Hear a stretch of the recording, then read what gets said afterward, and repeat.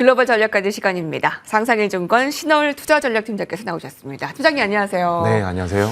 오늘 때 아닌 5월에 대설특보 강원도에 그런 소식도 있던데 날씨의 변동성이 좀 대단합니다. 건강 유의하시고요. 그런 가운데 국내 증시는 공휴일로 휴장이었는데 우리 증시가 쉬는 동안 아주 중요한 물가지표가 나왔습니다. 이번 달에 가장 중요한 이벤트라고 해도 과언이 아니었죠? 네, 맞습니다. 네. 아무래도 공휴일에 이러한 지표들이 앞뒤로 있었다 보니까 시장의 그 관심도가 상당히 높으면서도 대응 전략에 대한 부분들 때문에 고심이 깊을 수밖에 없었는데요. 일단 PPI는 시장 예상치를 좀 뛰어넘는 모습들이었지만 3월달 전망치가 3월달 결과치가 수정 하향되면서 시장에 비교적 좀 중립적인 신호를 주었었고 4월 미국 소비자 물가는 시장의 예상치를 하회하면서 시장의 안도감을 좀 자아내는 동시에 자산 가격의 상승에 대한 지지를 좀 이끌어낸 것으로 보여집니다.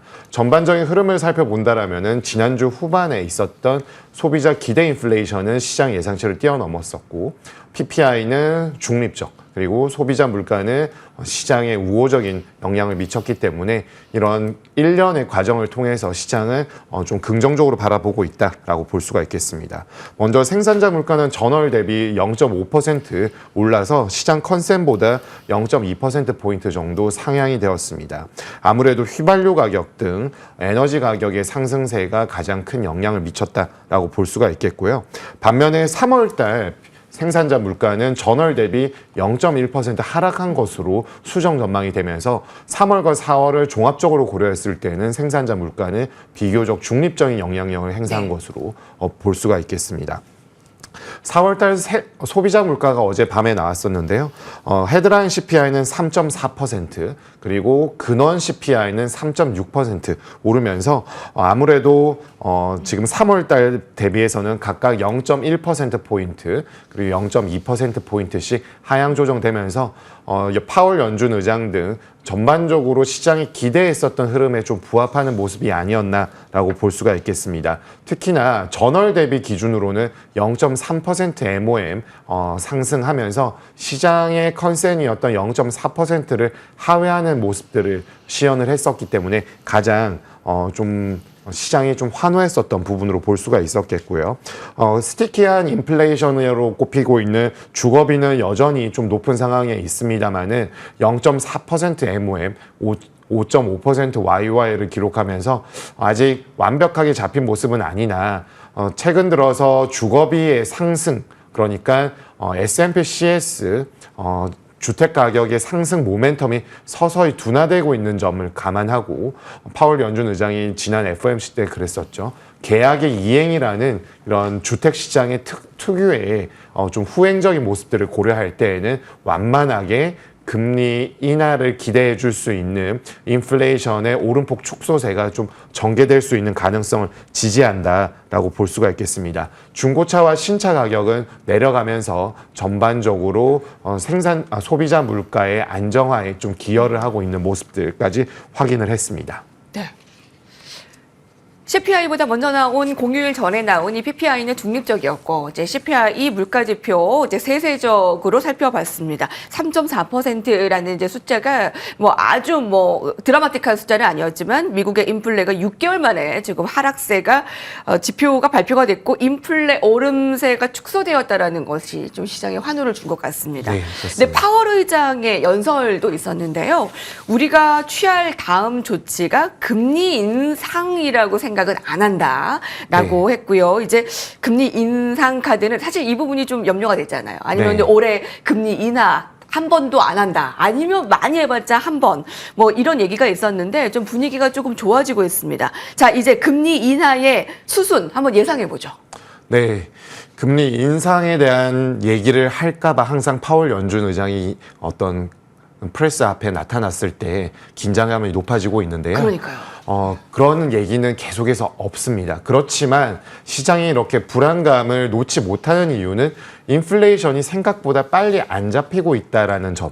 그리고 지금과 같은 긴축 정책의 중기화가 이어질 수 있을 것이라는 경계심에서 좀 나오는 발로라고 볼 수가 있겠습니다. 그럼에도 불구하고 파월 연준 의장은 다음의 인상 카드에 대해서 다음 정책 카드에 대해서 인상에 대한 부분들은 좀 배제하는 스탠스를 취하고 있는 부분들이 지난 FOMC부터 어제까지 좀 나타나고 있고요. 1분기 정도의 데이터를 추가적으로 좀 확인을 할 필요가 있다라는 발언을 했기 때문에 어느 정도 인플레이션에 대한 본인과 연준의 전망치에 부합하는 것에 대해 만족은 하고 있지만 확신까지는 아직 이르기가 어렵다라고 판단하고 있는 것으로 보여집니다. 그렇기 때문에 인플레이션은 올해 안에 둔화가 될 것이고 당분간은 금리 동결이 필요하겠지만 추가적인 데이터를 확인한 이후에는 다음의 정책 카드는 동결해서 인하에 대한 부분들을 그래도 직간접적으로 시사하는 것이 아닌가라고 볼 수가 있겠고요. 이에 따라서 다음 FOMC죠. 6월 중순에 있는 FOMC에서는 금리 동결에 대한 가능성이 여전히 압도적으로 높은 90%대를 나타내고 있고요. 9월달 FOMC에서는 그 금리 인하에 대한 가능성이 지금 과반 이상인 70%대에 시연을 하고 있습니다.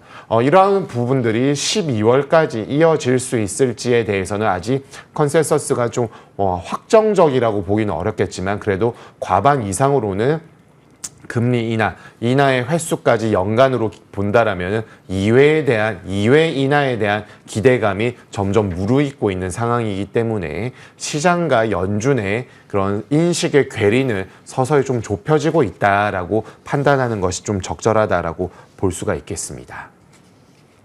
네. 세계 그 주가 지수가 지금 최고치를 지금 경신하고 있고요. 자, 이 부분이 전문가들이 연준이 올 하반기부터 금리 인하 본격적으로 나설 수 있다라는 희망을 되살릴 만한 수치라고, 지금 물가 지표라고 평가가 되면서 아마 오늘 국내 증시 굉장히 기대를 모으고 있습니다. 일단 6월의 FOMC에서는 금리 동결이 압도적이고 9월의 금리 인하 가능성이 과반수 이상 70%라고 생각하면 될까요? 네, 맞습니다. 예. 전반적으로 보았을 때는 지금 물가의 흐름들이 인플레이션 오름폭 축소세가 점진적으로 나타나는 부분들이 있겠고요.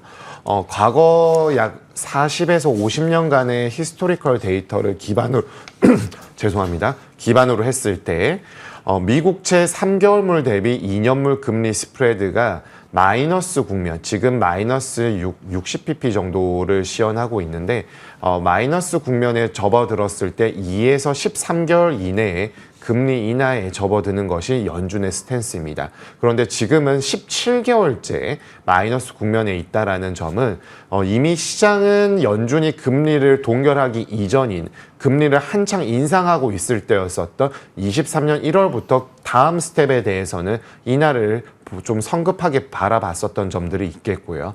금리 동결이 되었었던 23년 8월을 기산점으로 한다라면은 23년 8월에서 13개월을 더하게 될 경우에는 24년 9월이 도출되게 됩니다. 그렇기 때문에 과거 데이터를 토대로 보았을 때에는 금리 동결을 기산점으로 했을 때에는 24년 9월에 대한 부분들은 굉장히 좀 보수적으로 판단했을 때에도 금리 인하는 충분히 가능하다라고 예상이 됩니다. 네. 이제 FOMC가 6월, 9월, 12월 남았습니다. 6월에는 금리 동결 거의 확정적, 9월, 12월 두 번 인하를 할까, 이제 9월에 스타트를 할까 금리 인하 그 시사점을 살펴봤습니다. 자, 이렇게 뉴욕 증시의 힘이 지금 물가 지표의 둔화와 또 AI에 대한 기대감, 그리고 이제 전기차, 이렇게 살펴볼 수 있는데 전기차가 오늘 뉴욕 증시 랠리에도 불구하고 크게 급락했습니다. 테슬라가 2% 빠졌고요. 리비안이 무려 8% 급락했고 루시드가 7% 급락을 보였습니다. 미국 정부가 중국산 전기차에 대한 관세를 4배 올렸기 때문인데요. 전기차 배터리 관세도 3배 넘게 인상하는 무역 조치를 발표하면서 미중 이 통상 갈등 앞으로 영향 좀 짚어볼 필요가 있어 보이고요. 국내에 좀 반사 이익이 정말 있을 것으로 보십니까? 네, 제한적으로 반사 이익에 대한 부분은 업종별로 좀 희비가 엇갈릴 수 있겠고요. 전반적으로 보았을 때에는 지금 국제 정세가 재편되고 있는 가운데 우리는 미국 편에 서는 모습들이 확연하게 드러나고 있는 상황이어서 이러한 부분들이 계속해서 시장에 영향을 줄 수밖에 없다. 그리고 미국 대선이 곧 임박해 있는데 트럼프나 바이든이나 모두 공이 중국에 대한 부분들은 공통된 입장을 나타내고 있고, 바이든의 입장에 있어서는 민주당의 승리를 위해서는 러스트벨트, 즉 그리고 WTO 가입 등을 민주당이 주도했지만 과거 민주당이 노조에 대해서 좀 우호적인 입장을 취했던 부분들을 고려했을 때에는 바이든의 현 정부의 스탠스 또한 중국의 좀 강경한 스탠스가 좀 나올 수 있다라고 보여집니다. 특히나 반도체, 배터리, 핵심 광물, 바이오 제약 등 주요 품목에 대해서 관세를 일제히 올렸습니다. 중국 수입품에 대해서 180억 달러 규모의 관세를 인상을 했고요. 중국산 전기차에서는 관세를 25에서 100%, 배터리는 7.5에서 25%로 인상을 했고, 그리고 반도체 태양전지에 대해서도 관세율을 2배 정도 인상을 하는 모습들이 나왔습니다. 이에 대해서 중국은 아무래도 강경한 다시 입장을 보일 수밖에 없는데, 첨단 반도체 및 제조 장비 수출 통제에 대한 부분들은 제품 구매 중지, 그리고 핵심 광물에 대해서는 수출 통제를 하는 동시에 반도체, 레거시 반도체 개발을 가속화하겠다라는 입장을 표명을 하면서 모든 필요 조처를 하면서 손해를 보는 것은 결국 미국이다라고 해서 미중 간의 갈등은 계속해서 이어질 가능성이 좀 더 높다라고 보여지겠고요. 이러한 가운데에서 우리가 수혜를 입을 수 있는 부분들에 대해서는 좀 찾아봐야 하겠지만, 네. 결국에는 기업의 실적과 함께 결부가 되었을 때 제도적인 그리고 규제적인 측면들이 같이 결부가 되어야 한다라고 볼 수가 있겠습니다. 네. 그렇기 때문에 전기차에 대한 부분들은 지금 판매량에 대한 부분들이 생각보다 높지 않은 상황에 있고, 그동안에 2차 전지나 전기차에 대한 기대감이 올라갔었던 부분들은 전기차에 대한 부분들이 판매량이 기하급수적으로 늘어난다기보다는 새로운 제품에 대한 기대감이 좀 같이 있었던 것들이나, 지금은 글로벌 전기차 인도량에 대한 부분들을 고려했을 때 전반적으로 성장세가 좀 꺾이는 부분들, 네. 아무래도 전기차에 대한 기대감이 증폭이 되었다가 얼리 어답터 같은 분들이 이제 어느 정도 소비가 되고 난 다음에는 그런 성장세에 대한 기대감과 증가율의 감속이 좀 나타나는 것이 일반적인 산업 트렌드이기 때문에 이에 대한 부분들은 일정 부분 좀 감내가 필요하고 기대감의 조절, 그리고 규제에 대한 흐름들까지 같이 함께 살펴봐야 될 것이기 때문에 반드시 사이드 이펙트 상으로 우리가 기술적으로 이익을 볼 수 있다라고만 해석하기에는 다소 네. 좀 이른 감이 있다라고 보여집니다. 네. 자, 이제 전반적인 국내 전망과 전략 세워보도록 하겠습니다. 참 그동안 2,700에서 2,750 이제 박스권에 갇혀서 지루한 등락을 거듭 중인데, 팀장님께서는 하반기의 경제 전망과 자산 전략에 대한 리포트를 쓰셨습니다. 자, 지금 뭐 2,800까지 간다. 한국 증시 좀 낙관론이 많은 상황인데 팀장님의 의견은 어떠세요? 네. 저희 상상인증권 투자 전략팀에서는 경제 및 자산시장 전망, 하반기 전망을 발간을 했고요. 매크로에 대해서는 상고하저, 즉 경기의 확장 국면이 생각보다 연장이 되어서 상반기까지는 이어지겠지만 서서히 둔화되는 모습들이 하반기에 나타나는 상황으로 판단을 하고 있고요.